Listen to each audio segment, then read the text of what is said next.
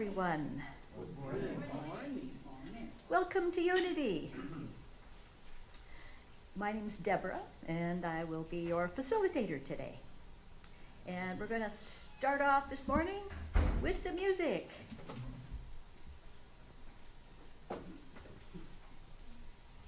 Good morning, everyone. I've missed you. If you feel like standing, please do.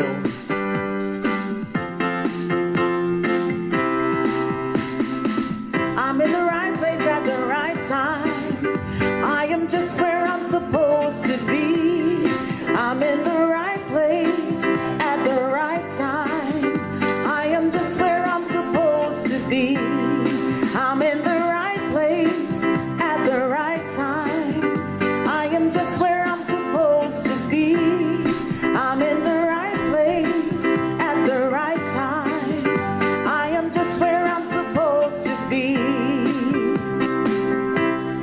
Oh, my soul is welcome here. Oh, my soul is welcome here. I am getting the message loud and clear. My soul is welcome here. Oh, my soul is welcome here. Oh, my soul is welcome here. I am getting the message loud and clear. My soul is welcome here. I'm in the right place at the right time. I am just where I'm supposed to be. I'm in the right place at the right time. I am just where I'm supposed to be. Let's affirm it together. Oh, my soul is welcome here. Oh, my soul is welcome here. I am getting the message loud and clear. My soul is welcome here. Oh, my soul is welcome here. Oh, my soul is welcome here. I am getting the message loud and clear. My soul is welcome here. And I want you to sing that with me. Getting the message loud and clear. My soul is welcome here. Come on, let's sing this part together. Here we go. My soul is welcome here. Sing it now. My soul every day. Here to pray. Here to dance. We're here to meet good friends. Oh, my soul is welcome here. One more time. My soul is welcome here.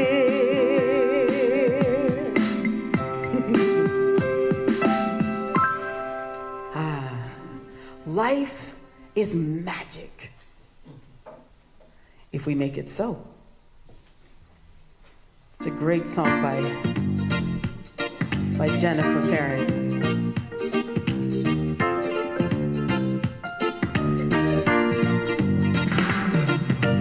Life is brilliant, so resilient. Life is simply infinitely magic. Open your eyes, you'll see the way to let your life be magic every day. Let's sing it now. Life is special. Hang on, here we go. Life is special when it's love-filled. Life is simply infinitely magic. Open your heart, you'll feel the way to let your life be magic every day. Life's a treasure, such a pleasure. Life is simply infinitely magic.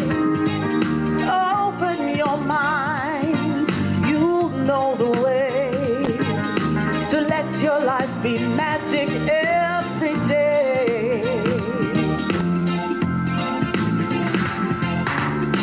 Life is splendor, sweet surrender. Life is simply infinitely magic. Open your life, you'll find a way to let your life be magic every day. Let my life be magic. Let my life be magic. Let our lives be magic every day.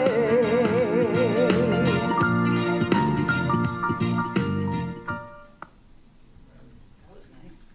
It's a good song, Jennifer.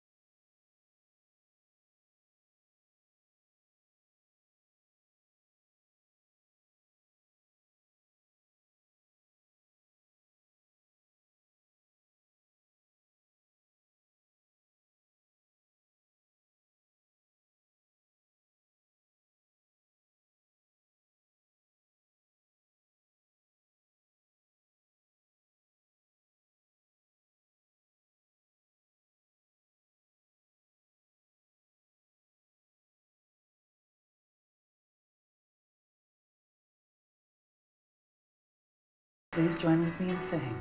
And so it is. And so it is.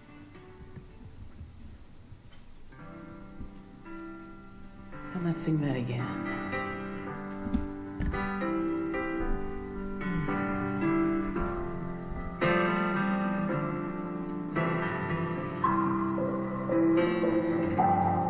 God prepare me to be a sanctuary,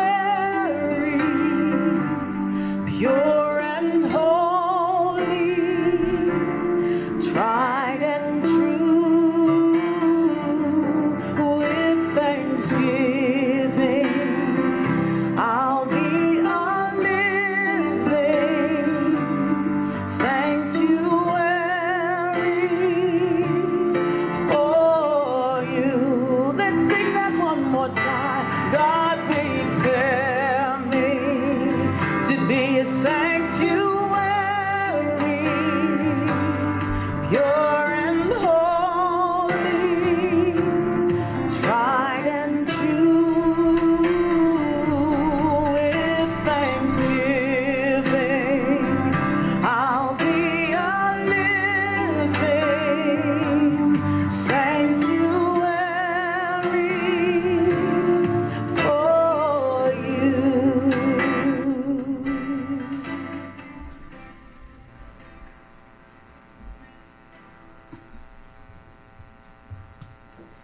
Our daily word today, time enough. I have time, faith, and strength enough to do what needs to be done. As I look forward to all I plan to accomplish today, I seek guidance in prayer.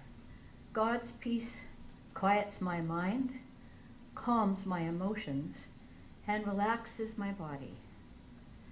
Prayer quickens my divine faculties of love, wisdom, understanding, and order. I am guided to organize my time in a way that allows me to fulfill important commitments, contribute to my own and others' spiritual growth, and provide the physical activity and rest my body needs.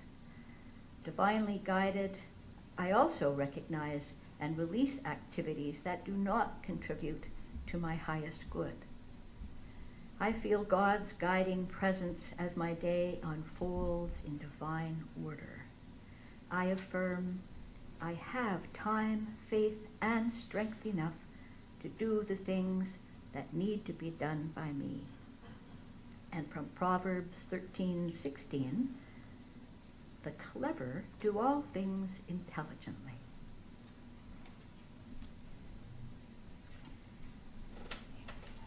And now it's time for how does unity impact my life? And this morning, I'm going to ask how good has shown up in your life this week. Would somebody like to share how good has shown up in your life this week? I had enough time to come to church. Yay! Yay! Anyone else, briefly? Yes.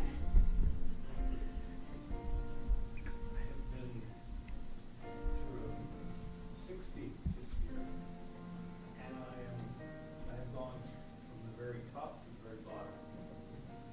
And now I've found a new home in Welland, Ontario. And moving into it with a person who I believe was heaven sent. And there's nothing ahead but sunshine and good thoughts. And I'm very thankful. Fabulous. Thank you very much for Thank you. sharing, both of you.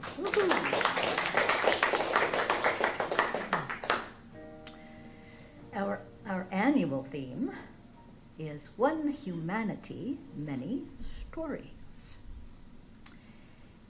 And our theme for the month for July is creativity, freedom, and choice.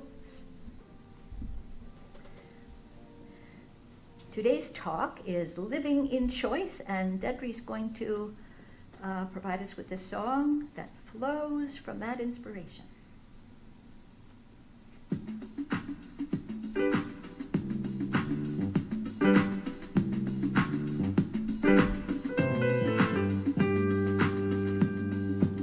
I'm here to wake up, I'm here to shake it up. May I live in authenticity. Every day I'm waking up, every day I shake it up.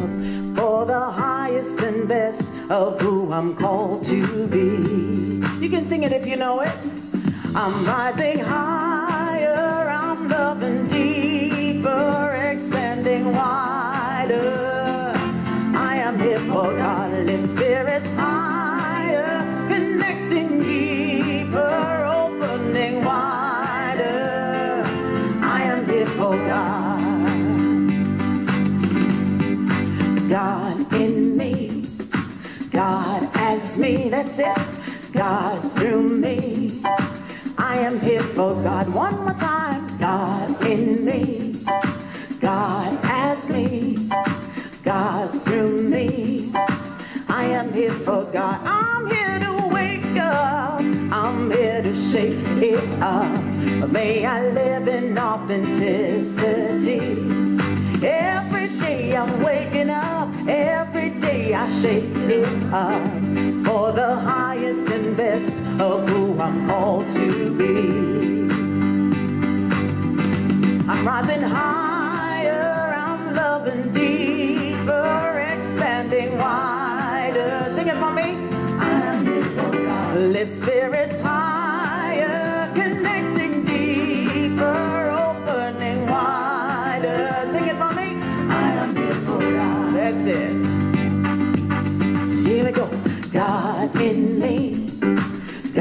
as me. God through me, sing it for me. I am here for God. God in me. God as me. God through me. I am here for God. One more time. God in me. God as me. God through me. I am here for God. God in me. We're doing it in. God as me. God through me. I am here for God. Amen. Oh, that was nice. Our book of the month is Illusions, The Adventure of a Reluctant Messiah by Richard Bach. And now I would like to introduce our own Reverend Anne Ahokangas for our message of the day. So I like to start with something funny, and St. Peter is always the one who's at the gates of heaven, right? And so there he is this one day. And the Pope comes, and a lawyer comes.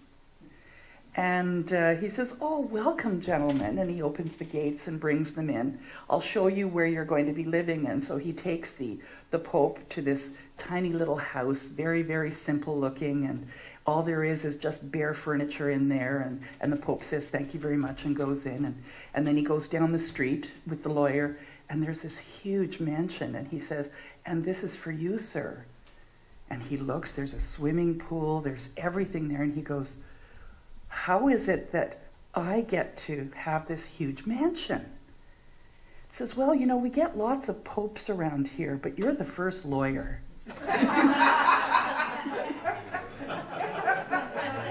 Apparently a lawyer told that joke, so I could repeat it. So I really love this quote, and I think it kind of goes with what we're talking about today, this idea of living in choice. The divine plan is one of freedom. Bondage is not God ordained. Freedom is the birthright of every living soul. All instinctively feel this. The truth points to freedom under law. Thus, the inherent nature of man is forever seeking to express itself in terms of freedom. And that freedom is almost also like that feeling of desire, of wanting more, and having the freedom to be able to experience it. So I thought about this quote from the standpoint of what does it mean to be living in choice? And I think you'll be surprised at some of the things I've come up with. And let me know if you agree. So we're talking about the original sin is to limit the is, don't. And that came from the Illusions book. I think it's number 50 in the Illusions book. So the original sin is to limit the is, calling the is God creator. And that for some reason we were told, taught, modeled, that we're limited, that we have to just be like everyone else, we have to do things a certain way. So I'd like to look at three things. Always tell the truth, stand up for what you believe in, and be inclusive. Always tell the truth. Your conscience is the measure of the honesty of your selfishness. Listen to it carefully. This was from chapter 13. I'm going to read that again because that's almost like a pretzel brain concept, isn't it? Your conscience is the measure of the honesty of your selfishness. Listen to it carefully. And that's all I'm going to say. I'm going to let you just think about that one. How do you defend yourself from shame? What do you do if you're feeling ashamed or embarrassed about something? How do you respond? Anybody? Cower. Cower? Okay. Anybody else? Withdraw. Withdraw? Okay. Anyone else? Do the best you could at the time. Okay. If you feel shame, unworthy, or not enough, we often want to move away from something, right? So the cower, the make yourself smaller. We might move towards something, and that is oh, please see what a good person I am. Could you please, it's that sucking up, doing what people want you to do. And then there's the moving against. Watch out, because here I come, almost as a defense. I don't know about you, but I'm all of those things sometimes, depending on what the situation is. So what's this got to do with choosing? Well, the thing is, when you recognize how you respond in a situation, you get to choose whether you want to respond that way or not. Bottom line.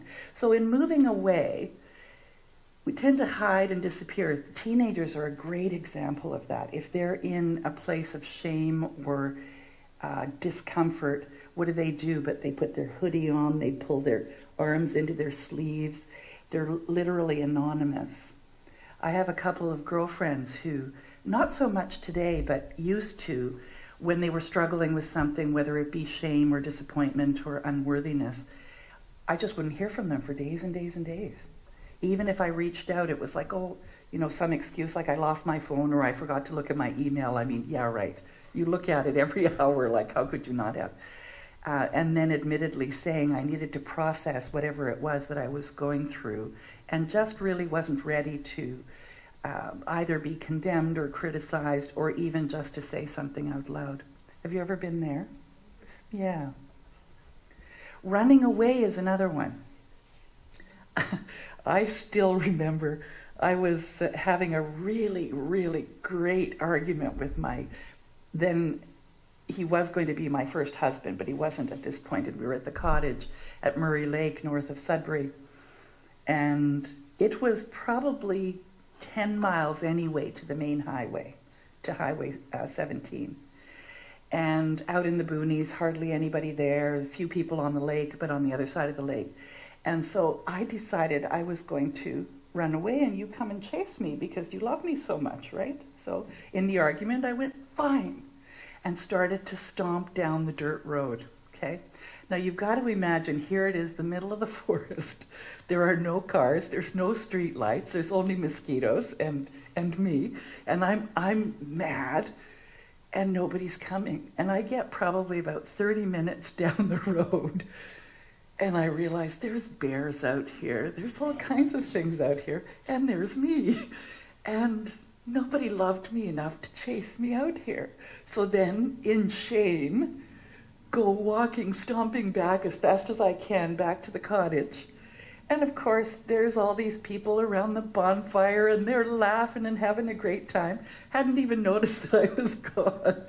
And I remember thinking, boy, that behavior really didn't serve me. Or maybe it did. I learned from that. And that was a choice. I made a choice then that when I felt myself wanting to do that to elicit some kind of behavior, that wasn't the healthiest choice.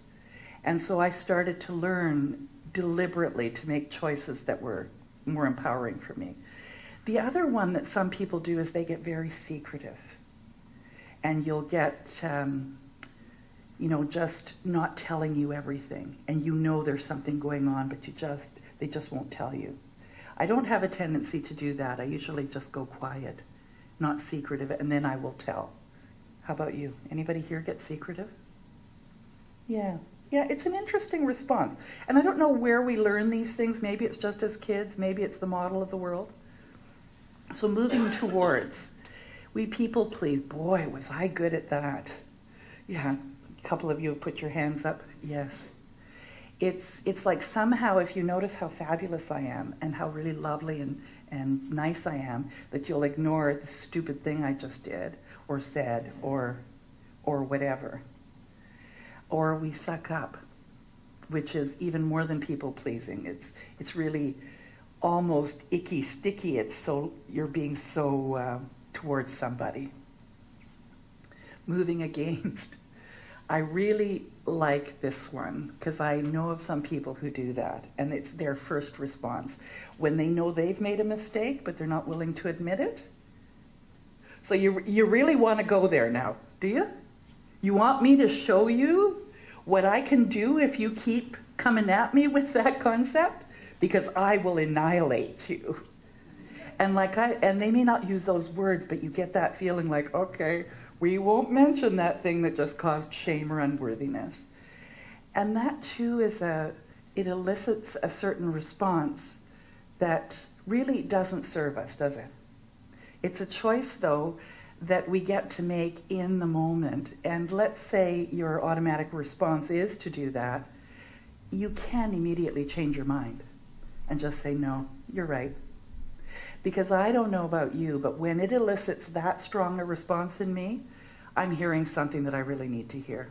And I've just basically said, blah, blah, blah, blah, I don't want to hear it. I don't want to face it. Or, you might swear at somebody. So shame needs 3 things to grow: secrecy, silence, and judgment. And so if we're always really open and we speak our truth and stand in our truth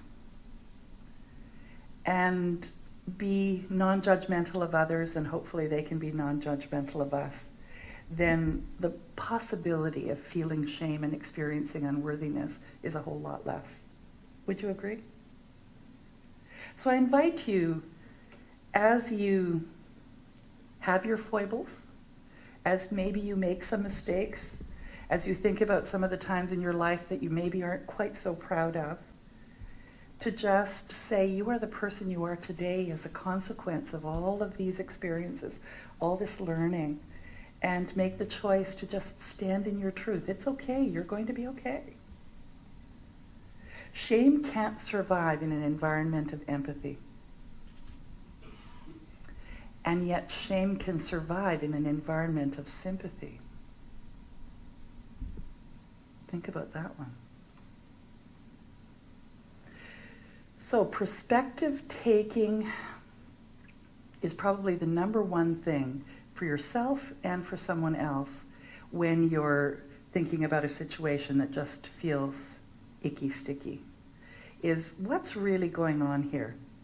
Like I had many times where I could have condemned, judged somebody or something, but when I got to know their full story, I couldn't help but understand. And I think for me, looking at my own self, when I stopped to really think, what was my motivation there? Or was I just not deliberate enough that day and just reacted rather than thinking? I can be more compassionate when I see that perspective. And staying out of judgment, I mean, we judge all the time. We have to judge even as we're walking if the ground is stable. Now, I use that as an example because it's very much a case for me right now. But we judge how we should dress because of the weather. We judge all kinds of things. So we can't stop judging. But it's staying out of the negative judgment that somehow you know better or that it could have been better. And recognizing someone's emotions in the midst of something, like even yours. If something comes up and it just feels really like that going within, that shame kind of feeling, why is it there? And what is it that's coming up to be healed? And then, of course, communication and mindfulness, to actually speak to either yourself through journaling or with someone else about what's really going on in a kind and loving way, in an open sort of way. Perspective taking refers to walking in the other person's shoes and trying to think like them. And I know that most of us do that a lot of the time, don't we? And it's come from wisdom, experience. But sometimes it's pretty difficult in a really tough, challenging situation where you're really up against somebody in some situation to see it from their perspective, isn't it? Because you've got your perspective. And it's how can you step aside and look at why might they be behaving this way? What's really going on here? So staying out of judgment means making comments that infer their emotions or response was invalid or wrong. Like saying, that's stupid. Why did you get so upset? Like I've been told that. Oh, just stop crying. Get over it already. Recognizing the emotion is looking within yourself and identifying that feeling that the other person could be feeling. It's okay to check it out, with them and ask if you've got it. For example, sounds like you're feeling really sad. I don't know if you've ever had this situation. Now, see, these are all choices, so this is what I'm talking about living in choice. You're really busy or consumed with something. Somebody comes up to you and you say, "How are you doing today?" And right away they say, "Oh, I've just had this something happen." And because you're busy and don't have the time to listen to it, might say, "Oh, that's too bad. Well, I gotta go." And the discounting that happens when a person experiences that can be really, really uncomfortable, not only for ourselves, but for them. And it's to at least acknowledge what they've said, rather than putting on a happy face. I don't know about you, but I've caught myself many times, and I think working with women for all the years that I did taught me to be a better listener. But the thing is that if someone is constantly telling you the same story, it's because you haven't heard it the first time, usually. And so how can we each, in our sharing with each other, communicate in a way that says, "I hear you, and I may not understand, but I hear you." So communication mindfulness refers to being expressive about understanding their emotion and validating it. And it's not knowing how they feel, because you maybe never had that experience. It's about understanding, if you tried to put yourself in their shoes, how it might feel, and to recognize that, yes, I see you're hurting. So Brené Brown, this is a little video on empathy that is just a cartoon, but I'd like to talk about the difference between empathy and sympathy after we watch this.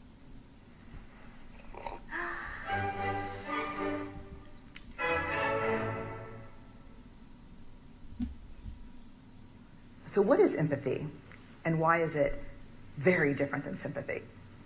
Empathy fuels connection. Sympathy drives disconnection. Empathy, it's very interesting. Teresa Wiseman is a nursing scholar who studied professions, very diverse professions where empathy is relevant, and came up with 4 qualities of empathy. Perspective taking, the ability to take the perspective of another person or recognize their perspective as their truth. Staying out of judgment, not easy when you enjoy it as much as most of us do. Recognizing emotion in other people and then communicating that. Empathy is feeling with people. And to me, I always think of empathy as this kind of sacred space when someone's kind of in a deep hole and they shout out from the bottom and they say, "I'm stuck, it's dark, I'm overwhelmed." And then we look and we say, "Hey, you can climb down. I know what it's like down here, and you're not alone." Sympathy is, "Ooh, it's bad, no, you want a sandwich?" Empathy is a choice, and it's a vulnerable choice, because in order to connect with you, I have to connect with something in myself that knows that feeling. Rarely, if ever, does an empathic response begin with "at least." Yeah. And we do it all the time. Because you know what? Someone just shared something with us that's incredibly painful, and we're trying to silver lining it. I don't think that's a verb, but I'm using it as one. We're trying to put the silver lining around it. So, I had a miscarriage. Oh, at least you know you can get pregnant. I think my marriage is falling apart. At least you have a marriage. John's getting kicked out of school. At least Sarah is an A student. But one of the things we do sometimes in the face of very difficult conversations is we try to make things better. If I share something with you that's very difficult, I'd rather you say, "I don't even know what to say right now. I'm just so glad you told me." Because the truth is, rarely can a response make something better. What makes something better is connection. Oh, isn't that the truth? And she talks about empathic failure in another video that goes to, I know exactly what you mean, or ignore the emotion by saying, it's not a big deal, or just suck it up, you'll be fine tomorrow, just take a deep breath and just move on. And how often maybe it's just so uncomfortable to really empathize with someone that we tend to go there sometimes. Because it's like, I really don't know how to help you, so I'll just ignore it instead. And we talk about standing up for what you believe in. Are you ready to stand up for equality for every living being, for clean water and food for all people, treating our environment in a mindful way, and treating others in a kind and respectful manner? Are you ready to do that? Like, I think about us as a community. We donate every month 10% of what comes in to the Unity movement, partly, and partly to local communities, so half and half. And it's our mandate that we give from what we call a place of generosity. And so I'll reframe that today. Rather than a place of sympathy, we give it from a place of our generosity and the empathy for what it is that particular organization is attempting to do. We don't sympathize with those that are struggling. We empathize and know that as we help to provide finances for these organizations, that they then can create the empowerment, the self-empowerment that happens. Does that make sense? Can you see the difference in that? So I invite you, as you move forward in this week, you've got a little brochure that has some exercises in it that you can take home. And it's talking about standing in your truth, standing in your word, being impeccable with what you say, and really being willing to speak your truth. It can be very simple. We can make a sad or lonely person smile. We can make a dog wag its tail or a cat purr. We can give water to a wilting plant.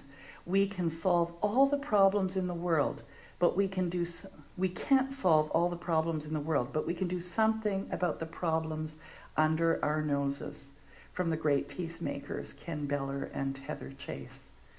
And I know that some days, because of my busy schedule, the only thing that I can do is make eye contact with you and smile at you. And sometimes that's just enough, that someone noticed me, and I made that choice to notice back. So being inclusive, this is from Luke, the King James Version. Give, and it shall be given unto you, good measure, pressed down, shaken together, and running over. And again, making the choice to be a giver of the love that you are, whether it be through your connection of just noticing someone, or the generosity of giving your time or your talent. Because you have an endless resource, this life that you live in. And when you make the choice to know that that's in fact the truth, then it starts to show up in the most amazing ways. So are you ready to speak your truth? To really speak your truth? Knowing that there's nothing to be ashamed of, nothing to be afraid of. No one can actually really hurt the essence of who you are. Are you ready to stand up for what you believe in, rather than just talk about it maybe with a friend? And what is that? And are you ready to be inclusive? And what does being inclusive really mean to you? You know, someone said that we're all racist from the standpoint that we have our own model of the world. And so we see through that filter. I was talking about my Velvet book with Marianne Noakes, who's upstairs. She's the CEO. And I said, I'd love for you to read it and give me your opinion. And she said, maybe it's something that we can use as part of the Big Sisters, Big Brothers. And I said, well, take it home and vet it. So she asked me, so it can't be really religious because we have people from all faith backgrounds that read this book. And I said, if I made any mistake, if I were to do it again, the book would not have any white people in it. Like it has a farmer and her daughter, and it has my son, who is the boy in the 3rd chapter, and he's white-haired and white-skinned. If I wanted to really be inclusive in terms of that book and make it an even better product for more children, that's what I would do.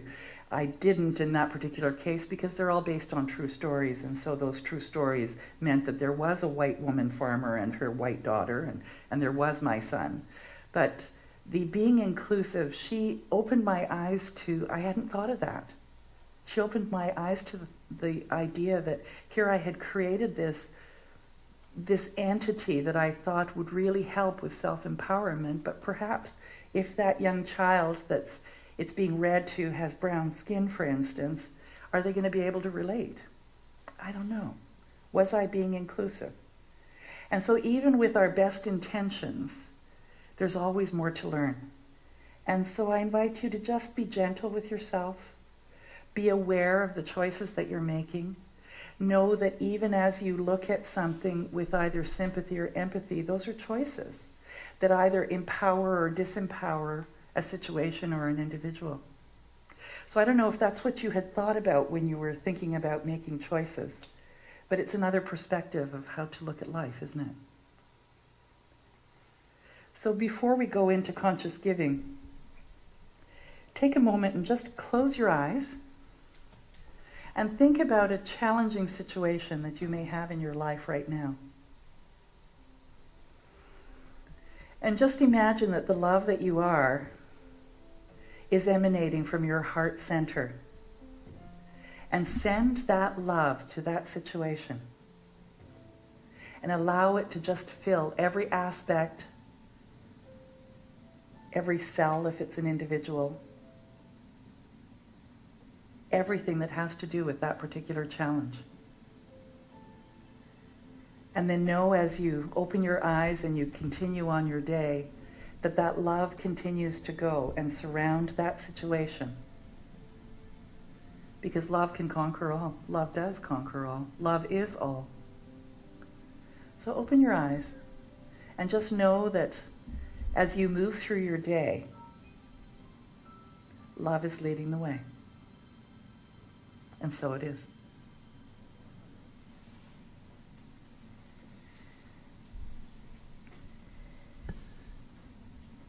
Conscious giving. We believe in giving in a spiritual, is a giving. Excuse me, let's try that one again. We believe giving is a spiritual practice. If you're here for the first time, know your presence is your gift to us. Please take your conscious giving envelope in your hand and affirm the following with me if that's comfortable. Divine love through me blesses and multiplies all I have, all I give, and all I receive. And while the offering is being taken, we are going to hear a wonderful number from Deirdre. So what are you singing today? Karen Drucker.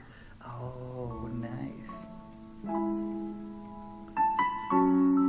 I've always liked the Deirdre version.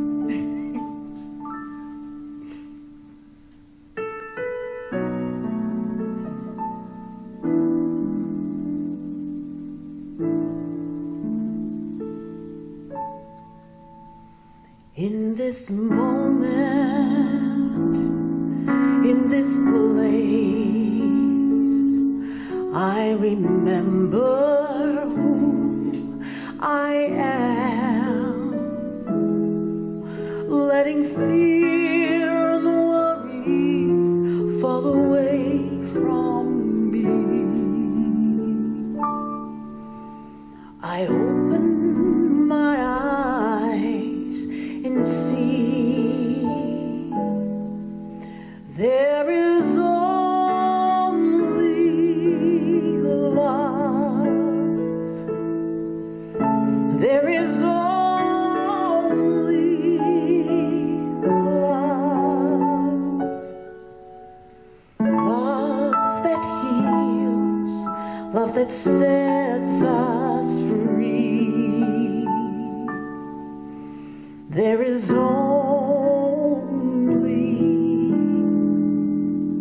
love.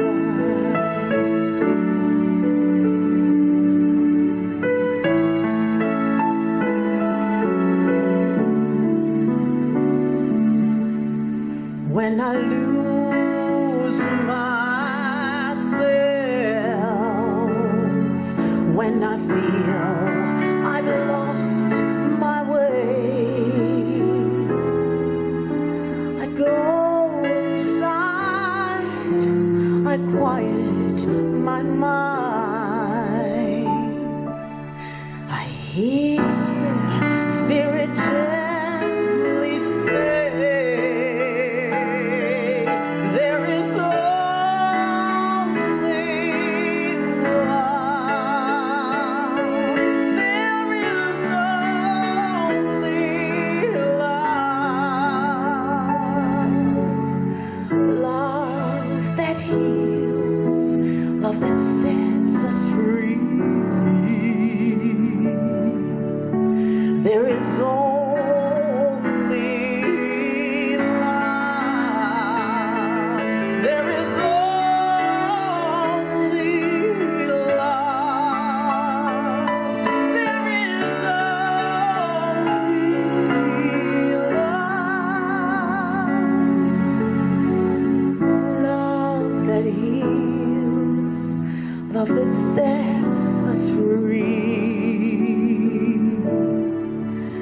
There is only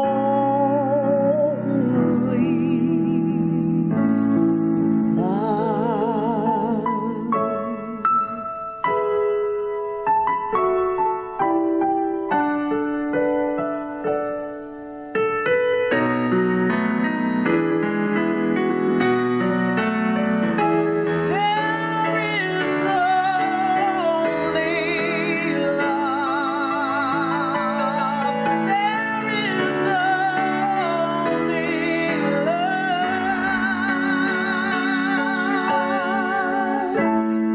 Love that heals, love that sets us free.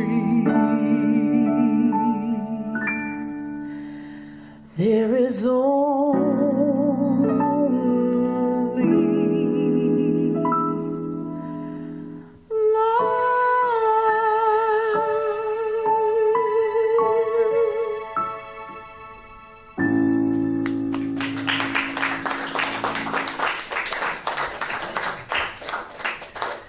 Join with me in this affirmation. Given in love, received in love. This offering goes forth to do its perfect work. All my desires and needs are met by Spirit through me, and so it is.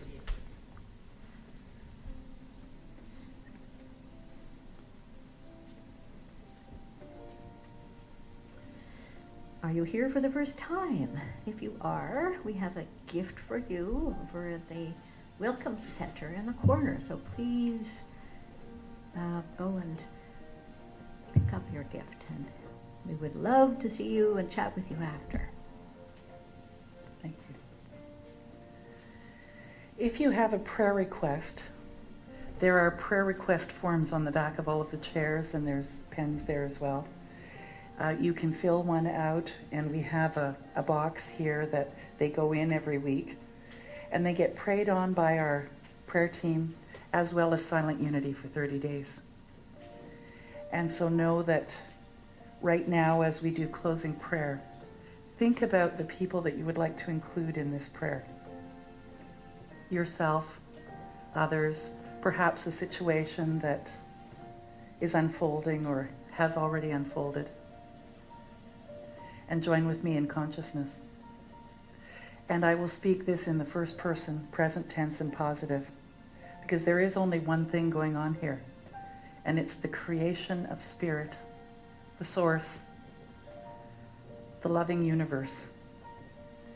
And because I am one with it, there is no separation.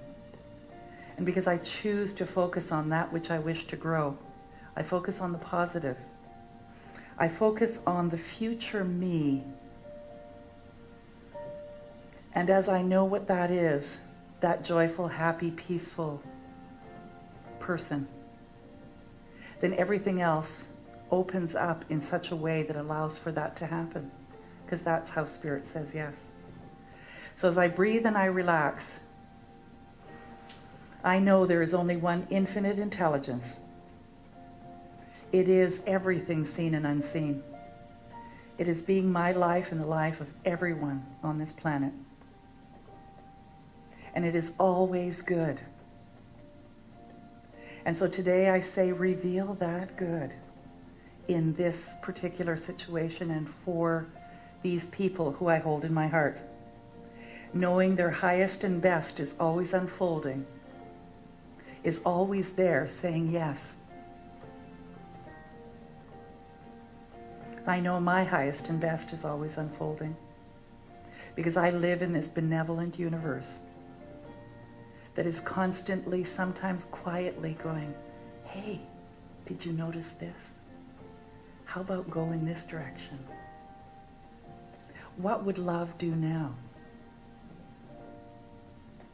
The solution to my problem is often when I rise above the problem and see it through the eyes of Spirit. So today I see it through the eyes of Spirit.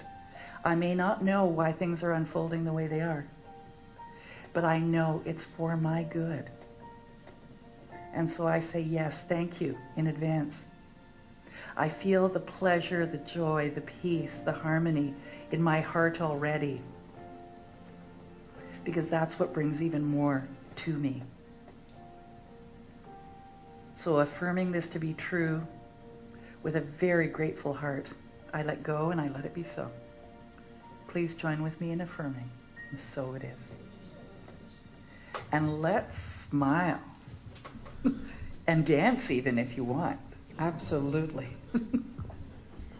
We're going to do it slightly differently, because I want you leaving with some happiness in your heart, a smile on your lips, maybe a little giggle even. I'm in. Shall we do it? Reach out and touch someone if you can.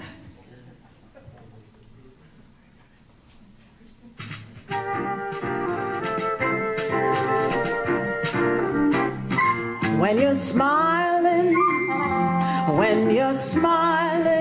the whole world smiles with you. When you're laughing, that's right. When you're laughing, the sun comes shining through. When you're crying, you bring on the rain. Stop your sighing, be happy, keep on smiling, 'cause when you're smiling, the whole world smiles with you. So now here's what I want us to do. When we're smiling, I want to see that smile on your faces, yes? And when we're laughing, I want to hear it, nice big belly laugh. Got it? And I want to hear the sighing and all of the crying. And I want to see it all. And make sure you do a nice big belly laugh, all right? Let's practice. Can I see the smile? Can I hear the laugh? That's it. All right, here we go. Be happy again. Keep on smiling. 'Cause when you're smiling, the whole world smiles. All right, here we go. When you're